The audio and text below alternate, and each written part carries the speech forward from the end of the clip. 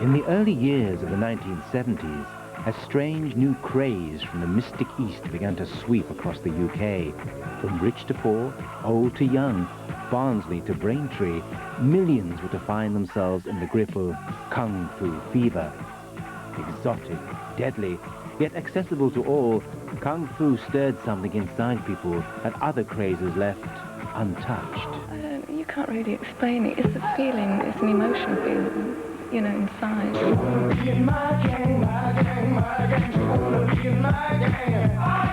Isn't it a strange thing for you to be doing? Kung Fu in the middle of Blackburn? Oh yes, we get all sorts of tales told about me, you know. They seem to have a vision of, you know, an eye in the middle of the head or an arm sprouting here about 5 legs. But you just take these, you know.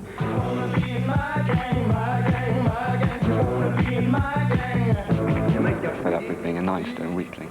You know, I want to be able to beat people up.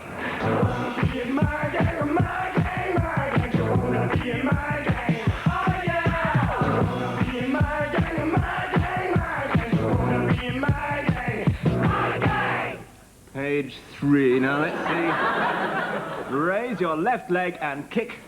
At the same time shouting, It's sad to say that there's a lot of people wanting to come into it now for the wrong reasons. You know, they want to be Bruce Lee's after 2 or 3 weeks. Bruce Lee, patron saint of 9 stone weaklings everywhere, and the man who did for Kung Fu what Olga Corbett did for gymnastics. Bruce Lee, he's a daddy, he's a godfather. Like Muhammad Ali put boxing on the map, no doubt about it. It was poetry, you know. Some people like watching football, some people like painting, some people like cars, some people like all different things in life, but watching a Bruce Lee film was the best entertainment that you couldn't compare it, you know. Look, it's Bruce Lee, Bruce Lee, Bruce Lee, Bruce Lee, look at that. He's brilliant, man, that is pure style. I used to love going to cinemas and sitting in the cinemas and you can hear the different lyrics that the guys used to say, why, murder, why? Why don't you shut up? Yeah. Unless you want me to show you what I did in Kung Fu training this week. Did you do the wily snake? Adnan, I did the wily snake when I was 6.5, guy. We did the sleeping mantis with the angry locust on the side, you know what I mean? It was essential. We used to come out the cinema about 2 o'clock, 1 o'clock at night time. We used to be fighting at each other all the way to home about 3 miles.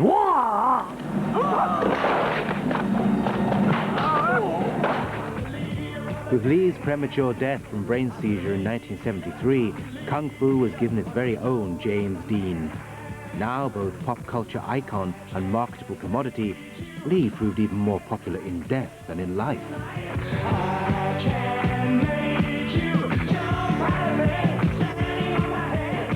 Such was the potency of the Bruce Lee image that even peace-loving hippies fell under his spell. Like Felix Dennis, co-founder of the infamous 60s magazine, Oz. I was just cutting across Soho, and I saw a bunch of school children one Saturday morning queuing up outside one of the sex cinemas. And they said, we're going to see this Chinaman, he beats people up, he's great. So anyway, I had to see this, I paid my money and went in. And sure enough, I saw a Chinaman who beat people up. And I thought, woof, let's do the book, let's do a biography, let's do a picture book, let's do anything, let's do a magazine. And that's how Kung Fu Monthly was born. Within 6 months of its launch, Kung Fu Monthly was selling an astonishing 250,000 copies in the UK alone. Bruce Lee was it, as far as Kung Fu was concerned. So, of course, we had him on every single issue. I would like to have called the magazine Bruce Lee Monthly, but I thought that his estate and relatives might get a bit upset about that, so we called it Kung Fu Monthly.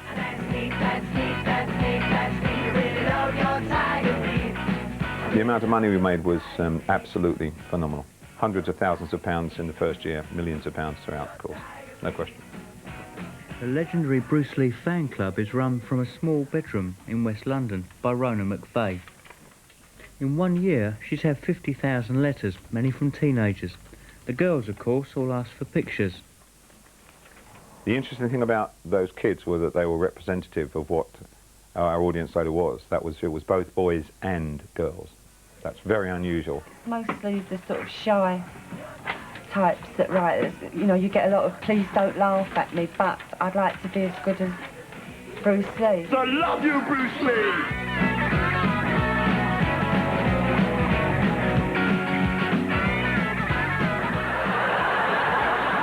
What you had in the early 1970s was bad drugs, brutalism and broken lifts.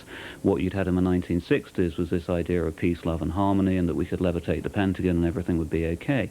So Kung Fu came with two things. In the first place, it had a kind of arcane mysticism to it. It also came with this idea that violence could be allegorical. Now, I mean, everybody knew that was rubbish. People knew that violence was simply hitting people looked fun. But it had this kind of ready-built glamour that, in Britain, particularly at that time, seemed extremely exotic. That glamour moved into the mainstream with the arrival of Kung Fu the TV series. Once intended for Bruce Lee, the Kung Fu Cowboy Odyssey made a household star of hippie American David Carradine. You don't speak any English? Huh? Well, I don't speak Chinese. Did I tell you to get out? Get out. Or do you want me to help you? Huh?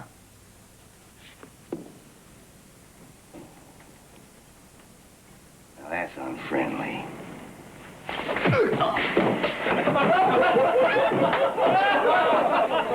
Ladies and gentlemen, the star of Kung Fu, David Carradine.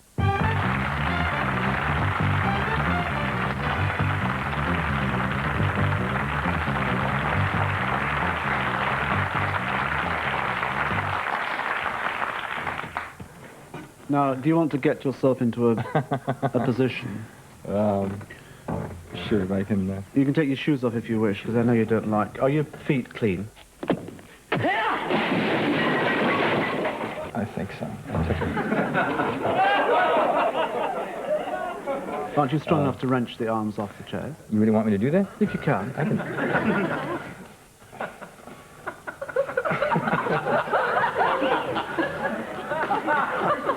I don't know why I'm doing it. No, I don't know why you're doing it.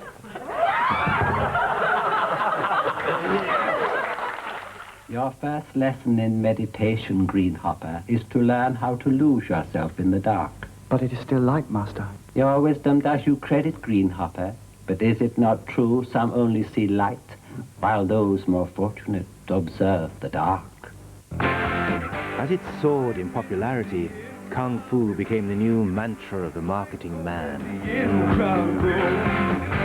I'm in with the in crowd, and I know what the in crowd goes. High karate aftershave. One whiff drives women wild. Makes men irresistible. High karate aftershave. Be careful how you use it. You had the initial penetration of our culture by the Bruce Lee films. Then you had the TV series, then you had the marketing through advertising and through product placement. But the interesting thing about that was that it became sedimentary. It reached down to the streets so that ordinary people could become walking, talking embodiments of the Kung Fu cult. It seemed that in living rooms across the land, a new pretender to the Kung Fu throne was served up every night. Pauline Fuller is everything a mother ought to be. Coming home from the shops in Wilmington, Kent with her new baby, Pauline presents a picture of maternal care. And yet, there's something about the decor that doesn't quite fit. These Japanese ceremonial swords, for instance, not exactly in keeping with the motherly image. In fact, looking at Pauline more closely, perhaps you can divine a hint of steel somewhere in that demure expression. And perhaps you're right. I was the first lady or girl to start karate in England.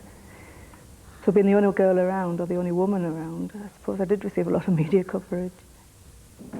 Down at the gym, Pauline sheds her feminine qualities along with her blouse and skirt and becomes 5'0" of blonde ferocity.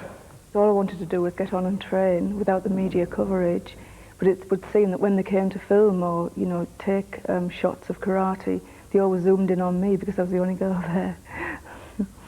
In the Fuller household, the battle of the sexes isn't fought out in the usual suburban arenas of front room and kitchen.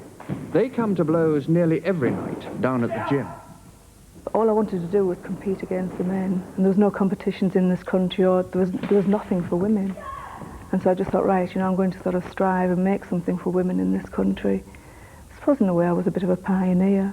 I think the younger generation won't know me, but mums and dads out there, maybe they'll remember the name of Kung Fu. In the red corner, the world famous Kung Fu! I started off my career as Kung Fu.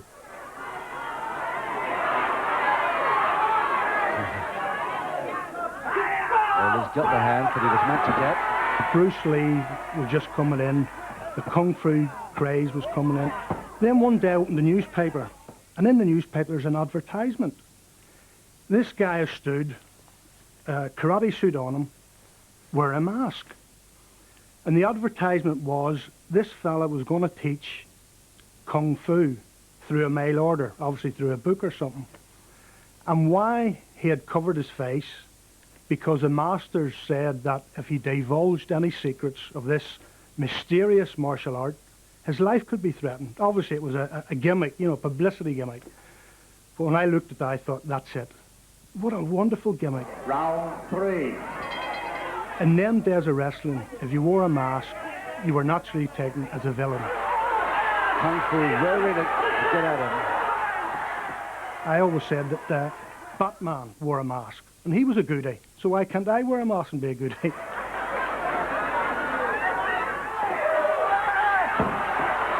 Fu really going now.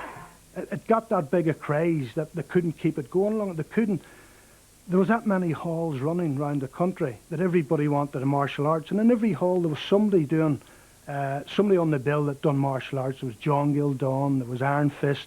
They brung Sammy Lee over, which was another Kung Fu chap, supposed to be a relation to Bruce Lee, but he's just the same name. And these were all going around all the halls, all over the country. Kung Fu man. When Kung Fu started coming big, it's only me was around who spread a good name. Bruce Lee spread it on a big screen, David Carradine on a small screen, Lawyer Jacob, master of Kung Fu self-defense, on real life. Kung Fu man. A man of peace. My Kung Fu self-defense is a very real, is nothing hocus pocus. Right on, Kung Fu man.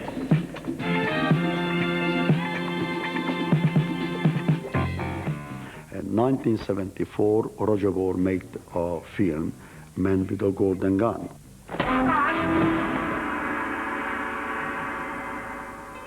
So I trained him 6 weeks in Pinebush Studio.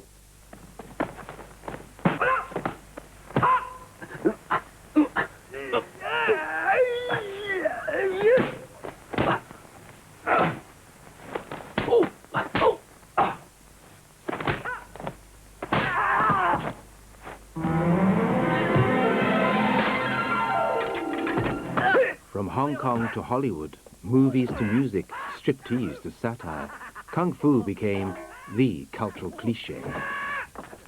Peter Sellers was invited to become the chairman of our little group of karate clubs, and he gladly accepted. I mean, you know, such an honour.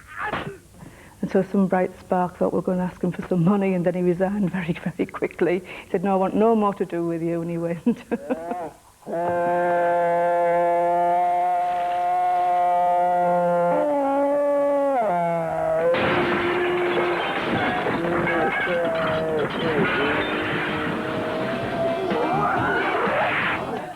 Favourite Kung Fu TV show would have to be Monkey. I watched it religiously the first time it was on, and recently subscribed to cable TV purely for the reason that I could see it again.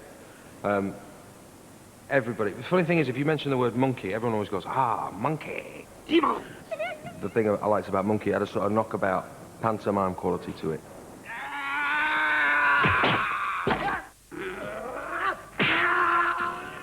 It was great because we was at school, and that was one time we used to reenact the odd battle, you know.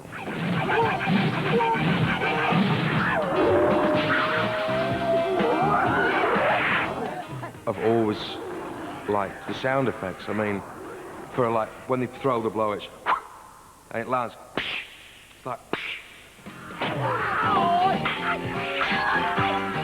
The actual fights, though. If you want fights, I think water margin will add the edge, definitely, you know.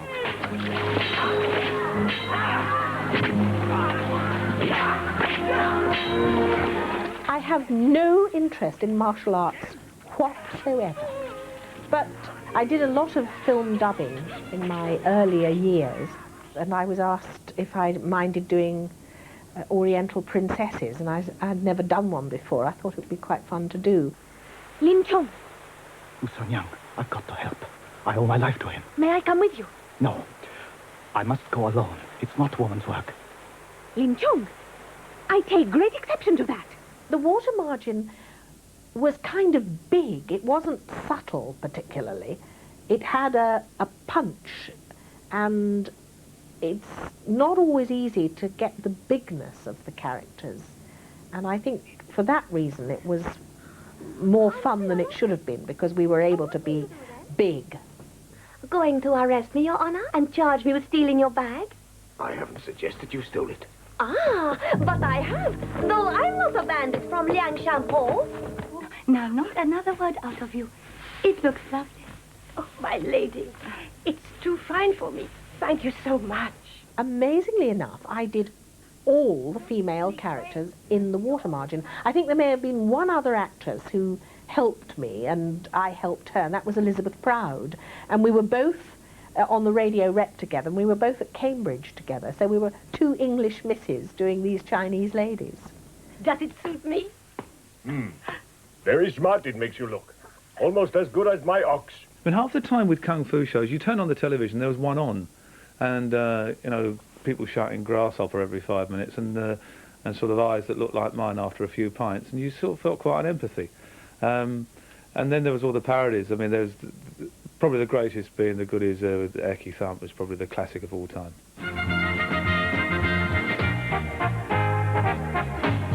Good evening, and tonight in Nationwide we look at the latest cult to sweep the country, the Lancashire martial art of Eki Thump, which has already gained thousands of followers. This is where it all began. Kung Fu just was one of the current crazes. It's almost like David Bowie writing a song, you know, and taking a list of disconnected ideas. We say, all right, we'll go for flat caps and Kung Fu. How do those come together? And then you start discussing it, and eventually we came up with the North Country martial art of Eki Thump. And now for first lessons in control of my body, we learnt the ritual greeting. And perfect control of our limbs and movements.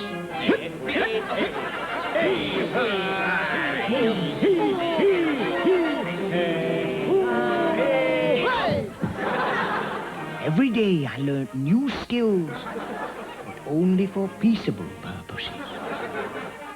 We kept saying in the episode, you know, as you do with Kung Fu, saying with Eki Thump is extremely dangerous, you know, and had this rider at the end, and you must not practice it because it could actually prove fatal. And it did, because one bloke, a viewer, died laughing. Tim was practicing the Scottish martial art of Okai the New, I seem to remember. And the man let out a huge belly laugh and dropped dead. And his wife said, "Thank you." But I think she meant it in the nicest possible way.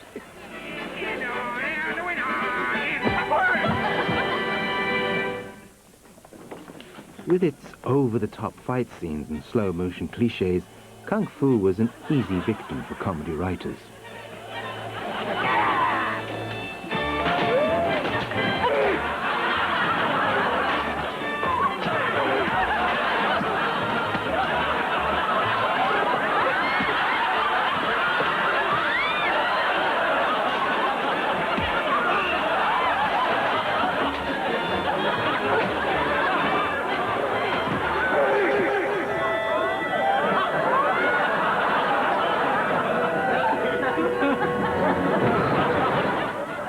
Okay, come at me with that knife, Chris. Right. What? No, come at me. Properly, come on. The shout's really good. No, really, come on.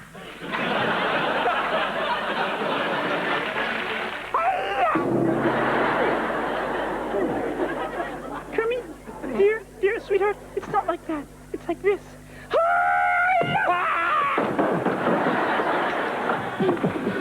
Even glam rockers and teeny boppers began to flex their martial arts muscles.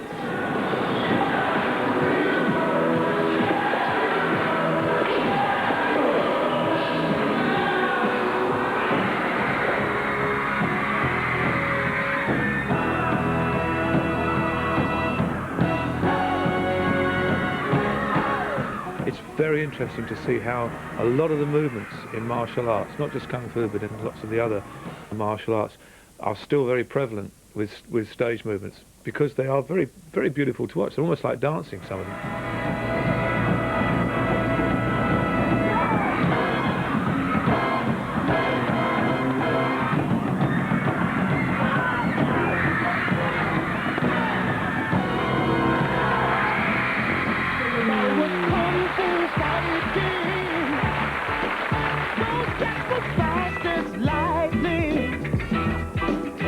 In fact, it was a little bit frightening, but I fought with expert timing. Bruce Lee was big. There was the Hong Kong industry that was springing up. And of course you had the television series, right, with David Carradine. And I thought, but there isn't any music, there isn't any music. It's an ancient Chinese art, and everybody knew their part. From a painting to a slip, I'm not taking from the hip. Everybody was a kung fu fighting. So many kids were interested in kung fu films, and nobody really understood what it was about, see? So I thought if you put some lyrics in which tells them that it's an ancient art and it was a way of life for people, you know, that maybe they could adopt some of this to develop their minds. By the middle of the decade, millions worldwide were attracted to the positive and spiritual side of Kung Fu as much as the physical. Terry Dukes, 28 years old, karate teacher. He was given the name of Sensei Nagaboshi and he became a Buddhist priest. Well, I think it's changed his way of life completely. It's a little foreign to us, obviously, because as a Buddhist, we don't know too much about Buddhism. People that come to study it, a lot of people come to study it because they want to beat people up. And the closer you get to some knowledge of it, the more you're changed, the more you're kind of softened, really, by it.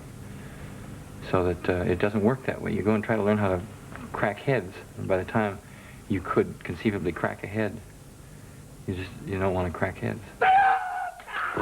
This is how evangelist Dean Blakeney spreads the word of God.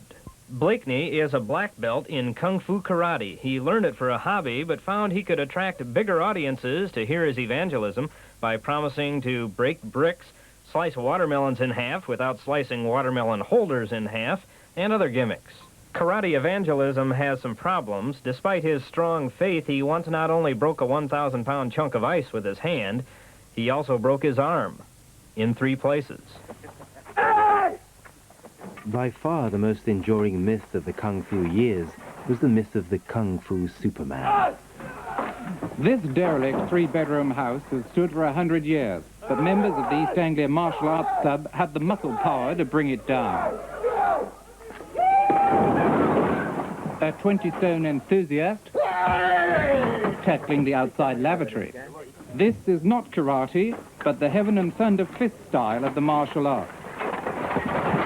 The whole allure of Kung Fu was, as in the TV series and the films, is that it's something you suddenly spun round and did. You didn't sort of go out and get changed into the clothes and then come and do it. And that was part of the glamour, that you could suddenly become this super being. Well, we were coming home one night from a training session at the karate club that I used to train at, and we just came across two cars that had just basically ran into one another. When we got to the door was sort of fastened to with the accident, and we sort of pulled that open, but her seat had gone right the way forward under the dashboard. Basically, I did a reverse, a downward kick on the bottom of the seat. The seat sort of fell down, and we managed to get the lady out. I think they thought we were all some sort of superhuman being. You know, they were thinking, how did you manage to rip this roof off? But what they forgot to tell you was it was hyped up a bit because the actual car was a sports car, soft-top sports car. Because at the time, you know, the martial arts was very, very popular. When I did start martial arts, it wasn't in that era, but it seemed to pick up momentum through, you know, through the late 70s. And it just got more and more interest. And I think it was just something they could sort of, you know, get hold of and hype up a bit, possibly. There are 25,000 old-age pensioners in Dundee, and most of them behave in the way that we've come to expect. That is, unless you're Mrs. Annie Sweeney. In a few weeks, she'll be 75, and she tends to be rather more active than her contemporaries. As far as anybody's been able to establish, Annie is the oldest holder of a karate black belt in Europe. Now, suppose somebody were unwise enough to try to snatch your handbag from you in the street. They'd be awful sorry. Really, they would. What can you do using Kung Fu? Could you, for instance, kill me? Well, I wouldn't want to. Why should I kill you? You've done no harm to me. There was always that sense of mystery about Kung Fu, because in the old days, you couldn't show anybody this new art, because it wasn't a sport. Everything I had done, karate, judo, was more sport. This wasn't a sport. People didn't realise this was a killing machine. Can you stop me killing you, for instance? What would you want to do? Well, give me. Where did you get me then? I noticed you got me in the back of the ribs. And what is it, self-defense that you used? Well, something like that. It's only really to stop yourself hurting yourself by attacking me. You really wouldn't want to do that, would you? Outside the takeaway Saturday night, a bald adolescent asked me out for a fight. He was no bigger than a 2-bob fart. He was a deft exponent of the martial arts. He gave me 3 warnings, trod on me toes, stuck his fingers in me eyes and kicked me in the nose. A rabbit punch made me eyes explode. Me head went dead. I fell in the road. I pleaded for mercy. I wriggled on the ground. He kicked me in the balls and said something profound.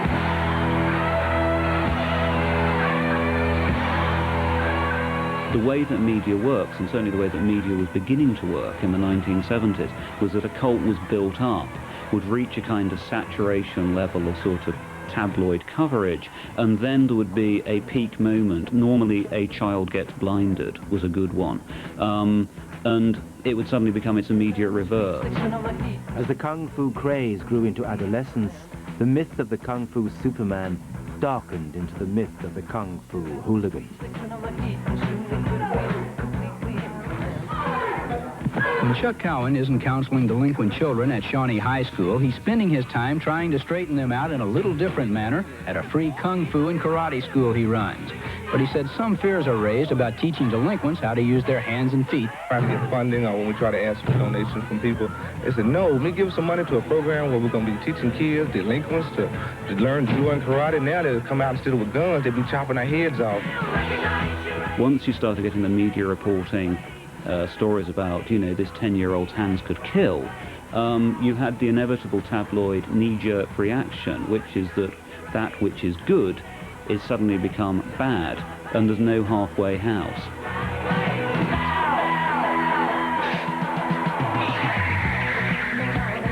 These little darts, what can they do to you? In the old days, the monks used to carry them or disguise them in and throw them at the exposed part of the hand and the face, cause a very, you know, cut, cause a lot of pain and hurt.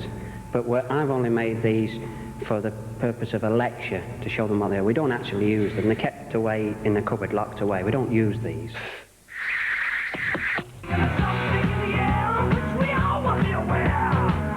People who is not qualified, too many came in and started teaching throwing of stars and nunchuckos. It was dangerous.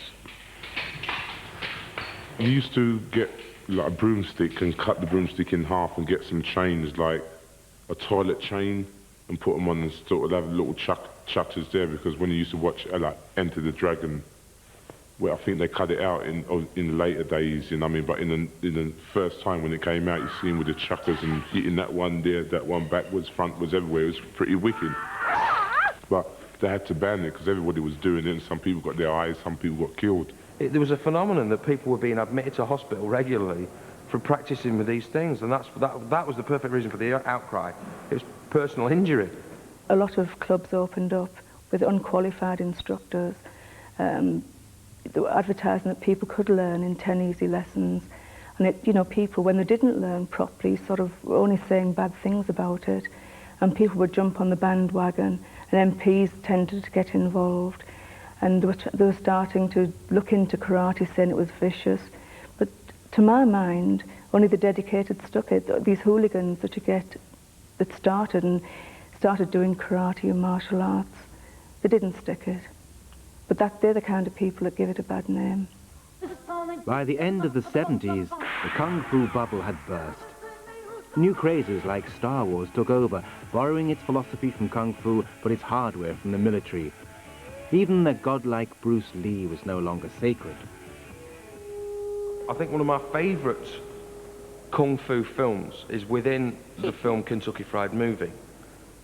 It's because within that film is a complete Enter the Dragon spoof called A Fistful of Yen. And it's absolutely inspired. What was that? This is not a charade. We need total concentration. Now, once again, this time, we feel it. It's like, it's Enter the Dragon meets Airplane.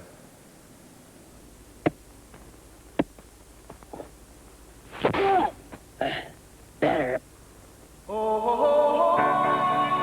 Those whom Kung Fu had made famous bowed back into obscurity.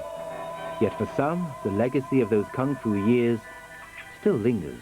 I still teach along with my family, but I now own the Blitz Corporation, which is a martial arts company, the largest in England, spread into Europe, and with the Lord's blessing, it'll be the world next.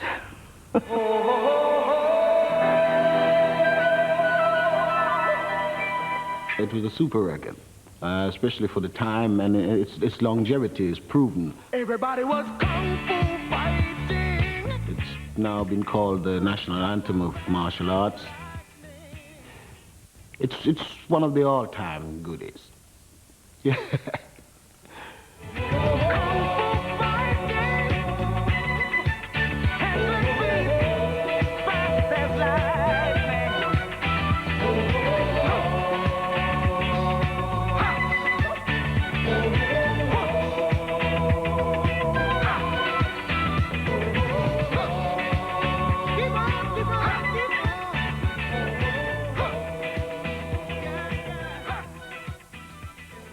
Many of the techniques that you have seen in this program are extremely dangerous and should only be practiced under expert instruction.